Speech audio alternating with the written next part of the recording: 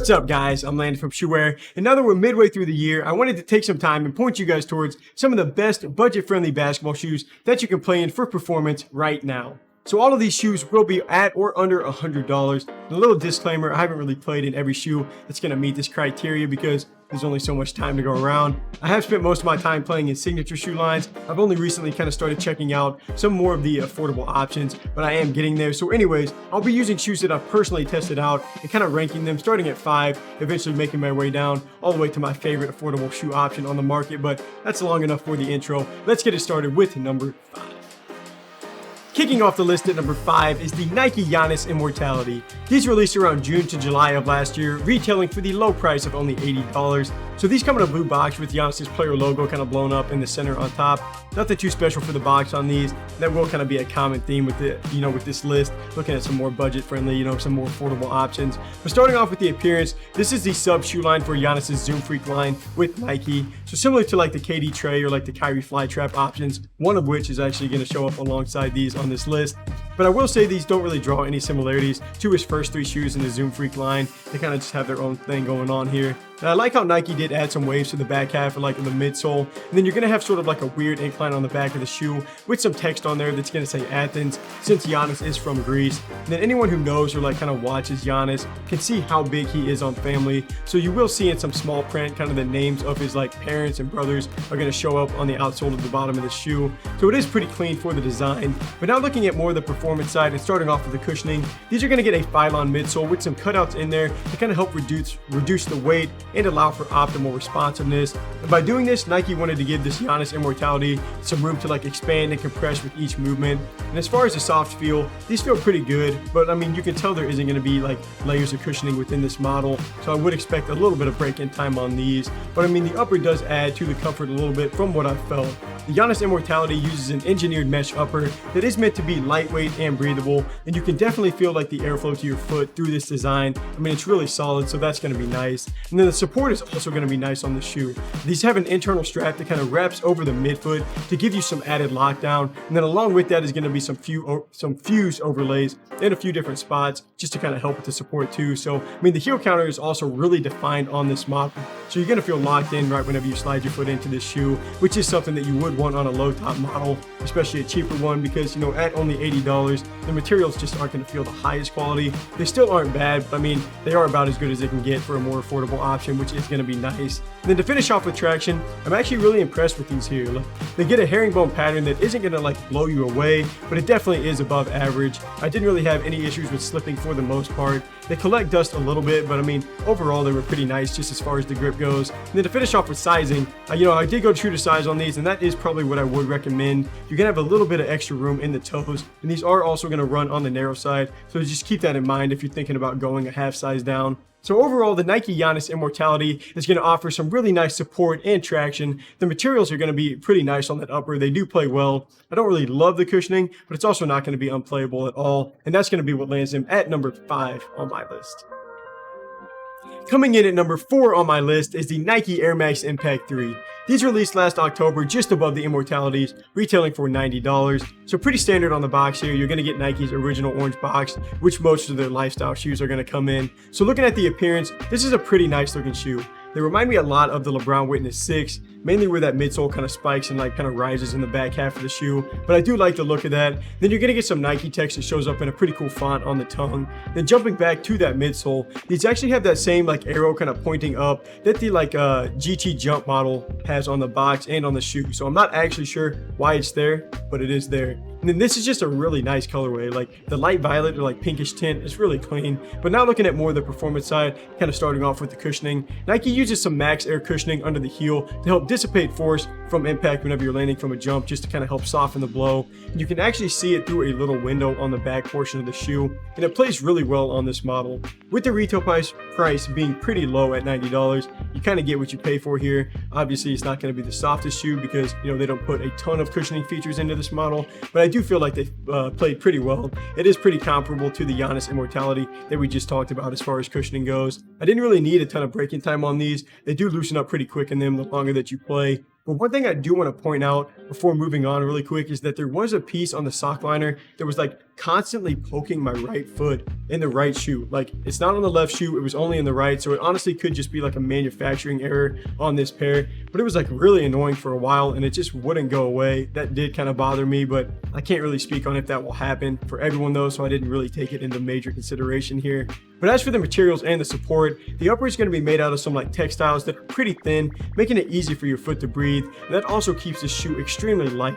A size 10.5 only weighs 392 grams, and anything under 400 grams almost feels like a feather to play in, so I always do like that. And then for the support, you're going to have those wings kind of coming up on the midsole, both in the front and in the back of the shoe. They help kind of make your heel feel secure and just keep your entire foot within the model. And I honestly think those pieces are pretty important because I am a little bit iffy on the support, or at least I was, and mainly because of the upper material. Like on harder step backs, you can feel it moving just a little bit, and that is kind of where those rubber wings come into play, just to help with the lateral containment, and so that part was definitely nice. Then to finish off with traction, that's probably my favorite part about this shoe. The Air Max Impact 3 gets a full-length herringbone pattern that is really solid on this model. Like, they grip the floor really well and they give you some good bite on pretty much all of your movements. I didn't really struggle at any point with the, like, keeping my traction, on keeping my footing or anything like that. But to finish off with sizing, these are going to be a true to size fit just because you have a little bit of room left in the length. I went with my true to size, had a little room in the length, but not enough to where I would want to go a half size down.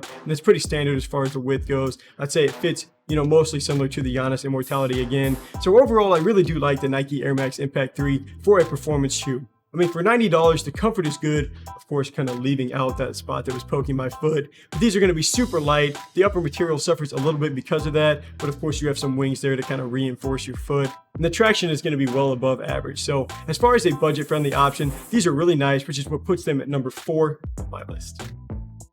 Coming in at number 3 on my top 5 budget-friendly models out right now is the Adidas D-Rose Son of Chai.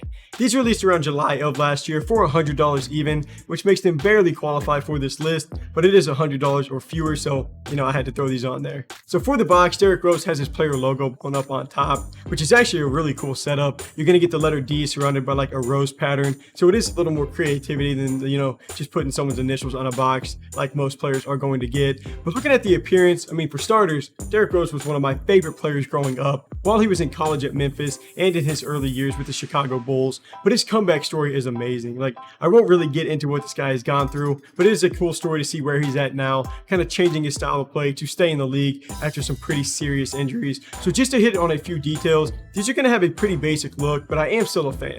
There's a little bit of a web design or like a setup on the upper, and it sort of reminds me of the Adidas Mad Bounce, just as far as like these having the same basic structure. And then his logo is going to show up on the tongue again, which is really clean, and I actually like the look for the toe box too. But now looking at more the performance side and starting off with the cushioning, as displayed on the midsole, these are using Adidas Bounce cushioning, so that is going to be just more, more of a thicker setup on the back of the shoe, and it sort of narrows out towards the front. So while this isn't going to be the most comfortable feel, it does lead to some really good responsiveness. I'd probably say that Light Strike and like Boost midsole on Adidas that they use on some of their other shoe lines for like their signature athletes, I think they have a little bit of a softer feel compared to what you have here. I mean, you can even see that, there's just not a lot of give to the midsole whenever you apply pressure, but that doesn't always tell the full story. I just don't really get a super bouncy foam feel, similar to some other basketball shoes within Adidas. There is going to be, a little bit, I'd say these are a little bit more stiff, just taking some more time to break in compared to the other 2 models that we've covered. But the materials and the support on the upper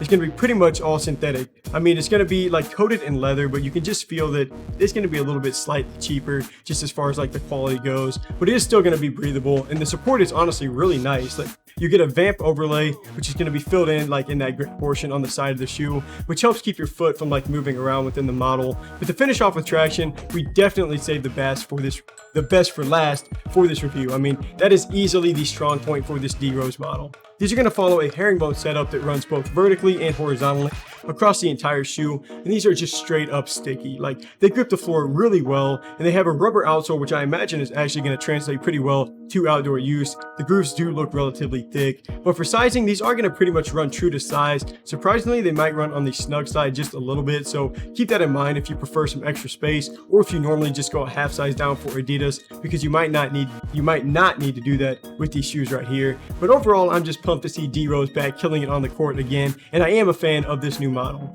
There are a few places where you can tell these lack a little bit as far as like the cushioning and the materials, but I mean definitely still a good bang for your buck for a low budget shoe, and will offer the best traction out of the 5 shoes on this list, which helps earn them a spot at number 3. Finishing as the runner-up and coming in at number 2 on this list is the Nike LeBron Witness 6. This, of course, as the name implies, is part of LeBron James' cheaper options for a basketball shoe. His main line with Nike is going to retail for double the price of these here. So the LeBron Witness 6 released last year in September for $100. So just like the D-Rose Son of Chai, it's going to barely allow them to qualify for this list. But getting right into it, the box is actually pretty clean. You're going to have an orangish base with like LeBron's player logo on top. Then you're also going to have a lion face pop up in a few different spots because he does go by the nickname King James. Lion is the king of the jungle. Kind of an easy connecting the dots there. So looking at these as far as the appearance goes, this is the newest addition to his shoe line, and Nike definitely spices up a little bit more than some of the previous models. The midsole kind of turns into a wing that has that LJ Crown logo. That is kind of the comparison that I was making between the Air Max Impact 3 a few minutes ago, and these right here was that spot. And then that wing is also going to run up, on the inner side of the midsole. It has a Nike swoosh along with it, and you have some witness text kind of built in there too. And the tongue is going to get a lion face kind of embossed into the design. And the Witness 5 had the same kind of lion face on there, but it was on the back side of the shoe, kind of on the inside portion. Just wasn't really that visible. I think it looks a lot better on these. It is way more noticeable on some other colorways. It's kind of tough to see with this all black tongue, but it is there. So honestly, I think the LeBron Witness 6 is pretty clean just as far as the model looks. They definitely added some nice aspects. But now looking at more of the materials and the performance side, and starting off with the cushioning, Nike uses some max air cushioning setup that runs the entire length of the shoe, and that is meant to help dissipate hard forces of impact, kind of give you a bouncy and responsive sensation. And personally, I think these play a little bit softer than last year's LeBron Witness 5, and it is probably the second softest feel on this list, falling behind only the shoe that we have coming up next. And then something I like about LeBron's original line that they kind of put into this Witness line too is just making the cushioning units visible through the side of the shoe, kind of through that midsole. You can just see exactly what is protecting your foot whenever you're landing from jumps. And unlike some other shoes that we've hit on, the cushioning is going to be one of the highlights for this model. They have that has always kind of been one of the focal points for LeBron's original shoe line, which is now on number 19, and you do kind of see that translate to even his cheaper model with this Witness shoe. But I mean, now looking at the materials and the support, these are going to have the materials kind of broken up into 2 different feels between the front and the back of the shoe. In the front, you're going to get more of a mesh design that has some reinforced stitching along the sides of it. It's just going to help the shoe fit a little bit more snug, and the ventilation is going to be really nice on this model. It's easy for your foot to breathe. And on the back half of the shoe, you have more of an external molded piece that's going to be there to just lock your heel in, which is going to help supporting your foot. And then that red wing is also going to be running up the midsole, and that's there to help with the lateral containment as well, just so you're not sliding around or sliding outside of the shoe. And then the black wing is also going to be found up near the toe box. That can help a little bit with it as well with the containment. And these have a padded collar that I think just kind of adds to the overall comfortable feel, just to kind of dip back into the cushioning section for a second. And then unlike LeBron's main shoe line, these are going to be pretty light. The LeBron Witness 6 is going to weigh 434 grams for a size 10.5, which is nearly 200 grams lighter than the LeBron 19. I honestly think that might be the heaviest shoe that I've ever played in, that LeBron 19 model, at least that I can think of. So I did just like having a lighter shoe here, just because it makes your on-court movements just feel a little bit easier without sacrificing any of that supportive feel. But to finish off with traction, that is a spot that the LeBron shoe has always struggled with just within his main line. But I mean, I was actually happy with how these played. The first good sign was obviously seeing that traditional herringbone setup, just as far as the pattern goes. That is pretty common traction pattern for a reason. Shoes like the Air Jordan 36, a bunch of other shoes on this list, just some good performing basketball shoes use that design, and it normally will play great. And on this Witness 6 model, they are even going to be a little bit sticky for you. The grip has definitely felt above average.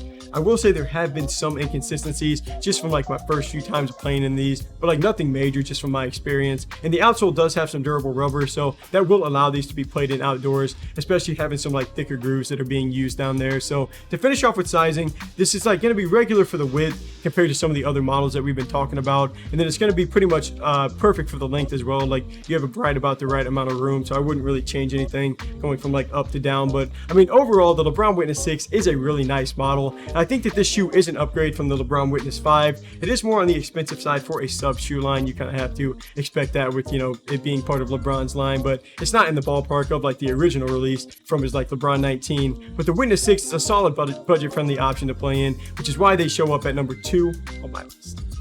Taking home the crown at number 1 on my top 5 budget-friendly shoes on the market is the 9th edition to KD's Trey 5 sub shoe line. These actually came out a little bit over a year ago, retailing for $90, but they are the newest addition to this model from KD's line. So I mean, looking at the box, this is going to be another spot that we can just kind of gloss over. You're going to have KD's player logo on top, like literally all 5 of these shoes had, except for the Nike Air Max Impact 3. Those came in an orange Nike box, and that was even worse. But I mean, as far as the appearance on these, it is one of my favorites from the list. The midsole gets kind of a rise near the ankle, and it allows for like a little KD disc kind of built in there that looks really clean. But now looking at more of the performance side and starting out for the cushioning, these get Nike's Renew technology, which combines a soft inner core of foam surrounded by a firmer foam to give you a springy feel, and you even get an additional Zoom Air unit that's designed to absorb some force and return energy on your movements. And I mean, from this list, I would say that these give arguably the most comfortable feel. It's kind of between these and the Lebron Witness 6, but the KD Trey 5 plays better than almost any shoe. It's kind of around the same exact price range. But looking at the materials, these have a layered mesh upper that's meant to give you a secure and supportive fit, and the mesh has been pretty commonly used on this list, and that's going to be what helps keep these shoes extremely lightweight, weighing only 362 grams for a size 10.5. That's the lightest shoe on this list, one of the lightest that I've actually ever played in, and you can definitely feel that while you have these on your foot. And the support is going to be really solid on this KD Trey 5. You're going to have that embossed disc that I just mentioned that's going to kind of act like a heel counter for your foot, just to keep your foot stable. And then you're also going to have some no-sew overlays that have done a really solid job. Like, I just don't feel the upper move around on any of my movements whenever I'm making like some harder cuts and stuff like that. And the quality of the shoe just does feel a little bit nicer. Like, I mean, a few of these models, you can tell they don't have a lot of effort put into the design, but I mean, these do feel better in my opinion. And then to finish off the traction, that's another spot that these are going to perform really well, probably second only to the D-Rose Son of Chai from this list. I don't normally go for like these random traction patterns, but there is definitely some grip on this model. But to finish off with sizing, I did go true to size, and that's another perfect fit for me. I mean, the length is about right, allowing for just enough room for your toes. It is pretty standard for the width. So I mean, if you're looking for a shoe that is soft, supportive, light, grips the floor well, all for the price of $90, this would be the one that I recommend, which is what gets in the top spot on my top 5 budget-friendly shoes to play in. That wraps up my list of the top 5 budget-friendly shoes on the market right now. Thank you guys for taking some time to watch. I have a few more themed videos coming soon. My top 5 lightest shoes actually dropped last week. My top 5 shoes of the year so far is going to be coming out next week. And I actually might do a like top 5 shoes to hoop in outdoors too, so definitely be on the lookout for that. But if you're interested in buying any of these shoes here that we hit on today, we have links down below or in our bio, so feel free to check that out. But until next review, I'm Landon from Shoewear. Peace.